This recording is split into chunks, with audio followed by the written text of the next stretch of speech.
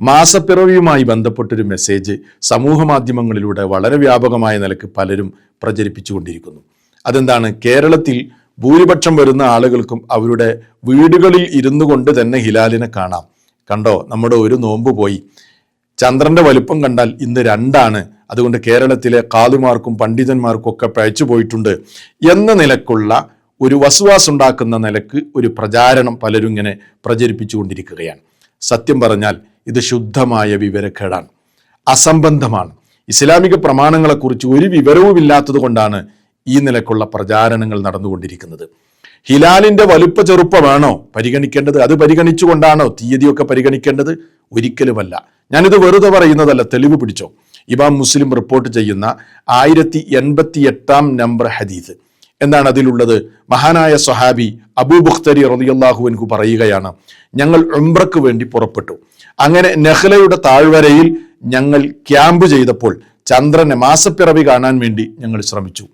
അങ്ങനെ മാസപ്പിറവി കണ്ടപ്പോൾ ചില ആളുകൾ അഭിപ്രായം പറയാൻ തുടങ്ങി. ഫഖാല ബഅദുൽ ഖൗം, ചിലർ പറഞ്ഞു, ഹുവ ഇബ്നു സലാസിൻ, ഓ വലിപ്പം കണ്ടാൽ ഇന്ന് 3 വഖാല ബഅദുൽ ഖൗം, വേറെ ചില ആളുകൾ പറഞ്ഞു, ഹുവ ഇബ്നു ലൈലത്തൈൻ, അല്ല 3 2 കണ്ടോ, വലിപ്പം കണ്ടോ, ഇന്ന് 2 എന്ന് ചിലർ പറഞ്ഞു. ഏതാണെങ്കിലും 1 2 3 ആണ് എന്ന് ചിലരിങ്ങനെ അഭിപ്രായം പറയാൻ തുടങ്ങി.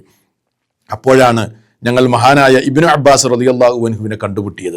അദ്ദേഹത്തോട് ഞങ്ങൾ പറഞ്ഞു, ജനങ്ങൾ ഇങ്ങനെ പറയുന്നു 2 3 എന്നൊക്കെ പറയുന്നു എന്ന് പറഞ്ഞപ്പോൾ അദ്ദേഹം ഞങ്ങളോട് ചോദിച്ചു, ഏത് രാത്രിയിലാണ് നിങ്ങൾ അതിനെ കണ്ടത്?